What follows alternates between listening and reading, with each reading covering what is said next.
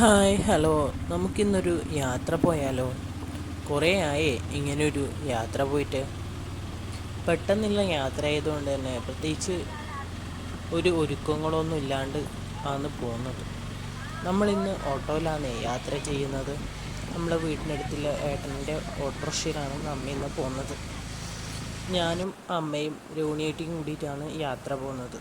പിന്നെ കുഞ്ഞാവക്ക് ഭയങ്കര ഹാപ്പിയിലെ മൂഡിലായില്ലേ കുഞ്ഞാവ. കാരണം അവൾക്ക് പുറത്തിങ്ങനെ യാത്ര ചെയ്യാനെല്ലാം ഭയങ്കര ഇഷ്ടമാണ്. കാഴ്ചകൾ കാണാനും പുതിയ പുതിയ ആൾക്കാരെ കാണാനെല്ലാം അവൾക്ക് ഭയങ്കര ഇഷ്ടമാണ്.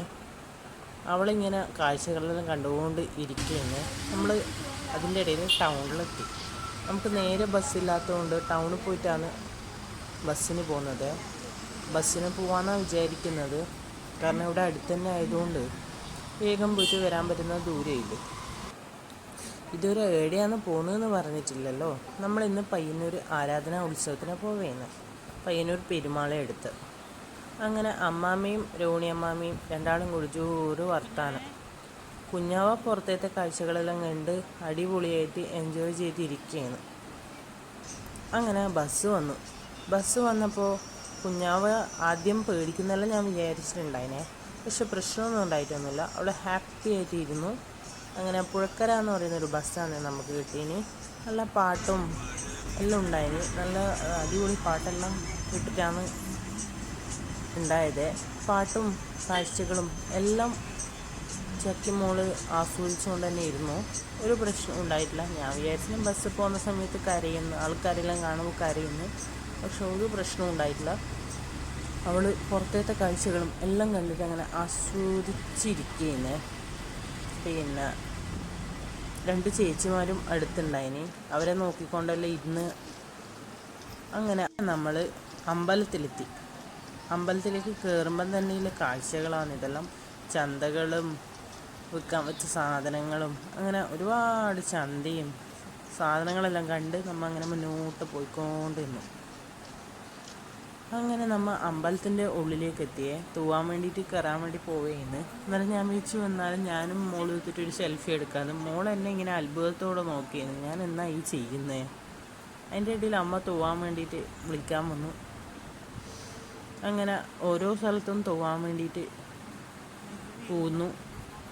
ആദ്യം ഈ ഒരു അമ്പലത്തിൽ, അതായത് ഈ ഒരു ഈടെയാന്ന് ഭൂതത്താന്ന് പറയുന്ന ഈടെയാണ് തൂതിട്ട് നമ്മൾ നടയിലേക്ക് പോയി. നടയിലേക്ക് പോകുന്നതിൻ്റെ ഇടയിലാണ് ഞാൻ വിചാരിച്ചെന്നാൽ ഇങ്ങനൊരു വീഡിയോ എടുക്കാം.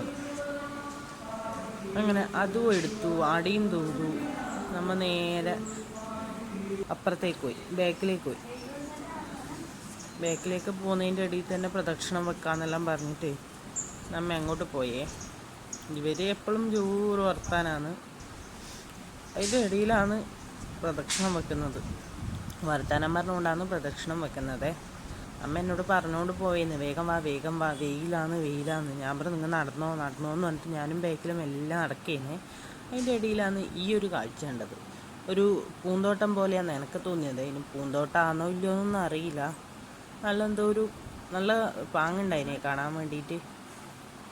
അങ്ങനെ അതെല്ലാം കണ്ട് നമ്മൾ മുന്നോട്ടേക്ക് വീണ്ടും നടന്ന് വേറൊരു തോണ്ട സ്ഥലത്തേക്ക് എത്തിയേ. പേരെന്നാ എനിക്ക് ഓർമ്മയില്ല, ചിലപ്പോൾ വീഡിയോയിൽ ഉണ്ടാവുമായിരിക്കുവേ. അങ്ങനെ ആടെയും എത്തി. തൂതിട്ട് പ്രദക്ഷിണം വെക്കാമെന്ന് വിചാരിച്ചിട്ട് പ്രദക്ഷിണം വെക്കാൻ പോയി. പൊതുവെ ഈ അമ്പലത്തിലെ കാഴ്ച എന്നെല്ലാം പറയുന്നത് നല്ല എന്തോ ഒരു പോസിറ്റീവ് എനർജി തരുന്ന ഒരു ഇതാണേ. അങ്ങനത്തെ എന്തോ വന്നിട്ടാണ് എനിക്ക് തോന്നിയിട്ടുള്ളത്. അതിൻ്റെ ഇടയിലാണ് ഈ ഒരു ക്യൂ കണ്ടത്. അപ്പം അതും കണ്ട് വന്നിട്ട് ഈടിയും തൂതിട്ടാണ് നമ്മ അങ്ങോട്ട് പോയത്. ഇടിയും തൂത് വണ്ണത്തിൽ പൈസ ഇട്ട് നല്ലപോലെ തൂതിട്ട് നമ്മൾ നേരെ ക്യൂവിൽ നിൽക്കാൻ പോയി. ഇതാണ് ഭക്ഷണത്തിൻ്റെ ക്യൂ. അങ്ങനെ ഭക്ഷണവും കഴിച്ച് പെട്ടെന്ന് തന്നെ നമ്മൾ വീട്ടിലേക്ക് മടങ്ങാനുള്ള പരിപാടി നോക്കിയേ.